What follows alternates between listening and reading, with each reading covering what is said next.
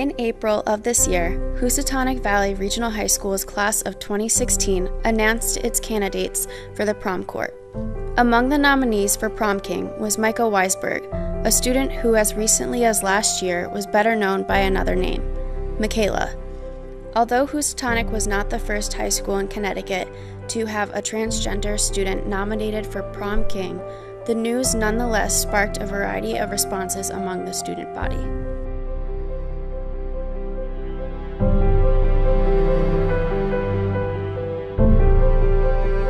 It actually feels like a huge accomplishment, not only because it's the prom list, but because it's the prom king list.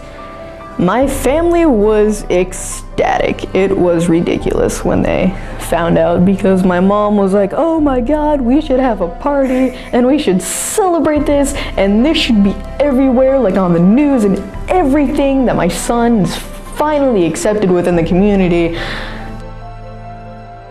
I currently identify myself as a pansexual lesbian because, like, the way I see it is I won't identify myself as a transgender male until I'm officially like on hormones and actually beginning the transition itself.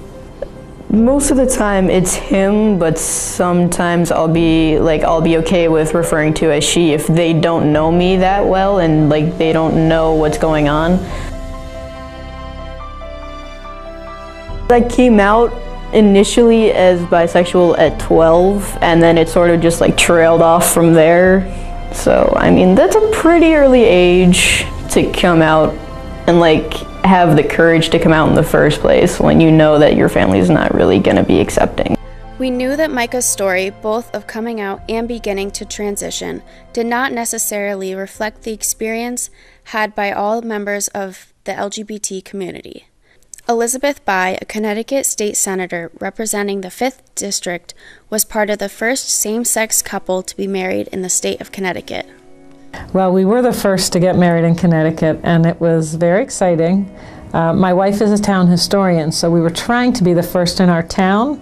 We didn't realize until the New York Times had someone at our ceremony in New Haven, which was where the movement was, that we were married about 15 minutes before the next gay couple. We were really excited. It had been a wait and a struggle, and there were a lot of people that thought it shouldn't happen. When gay marriage passed, we're like, well, we'll go to town hall and get married on the first day, not thinking it would be that emotional. And he said, by the power vested in me by the state of Connecticut, I just welled up.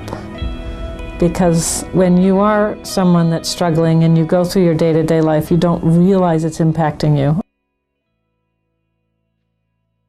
The final impetus came on the night of the civil union debate in the House of Representatives here.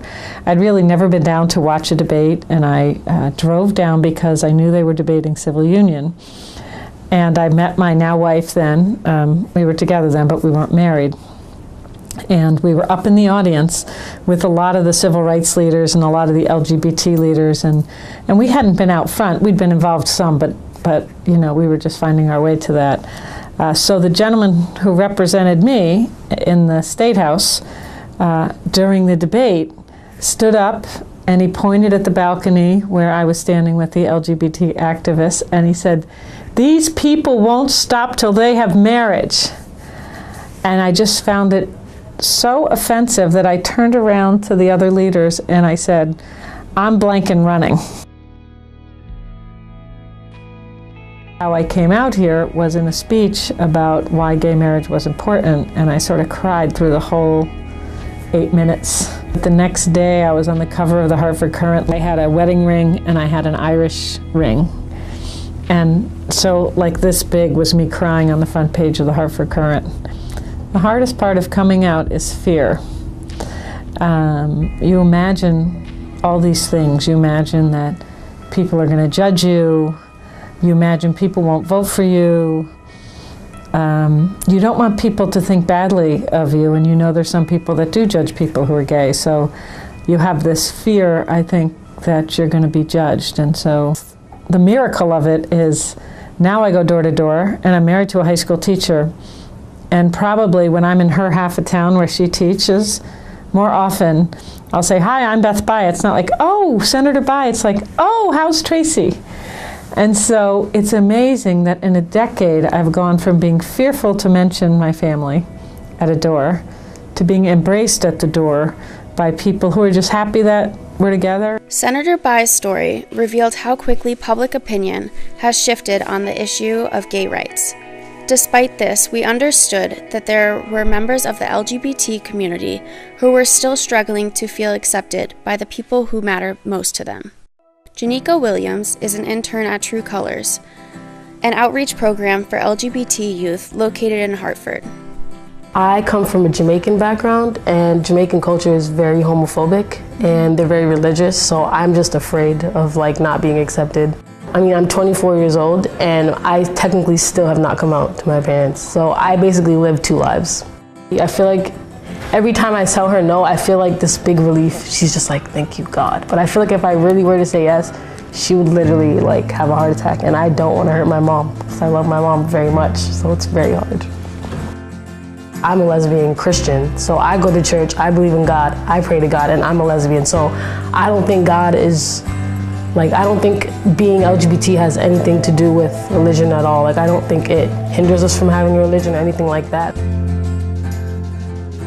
In the end, we found that when it comes to identity, everyone struggles in their own way and to many different degrees. As far as we have come, there is still more room to make members of the LGBT community feel they can go through life comfortable in the knowledge that they are accepted for who they truly are. I have so many friends, and the LGBT community is already starting to to have its own place here. That's a good start, but I'd also like to see some changes within curriculum, especially in health and gym class, to better suit not only lesbians, gays, and bisexuals, but also transgender students, and so they can feel more at home and accepted and just happy.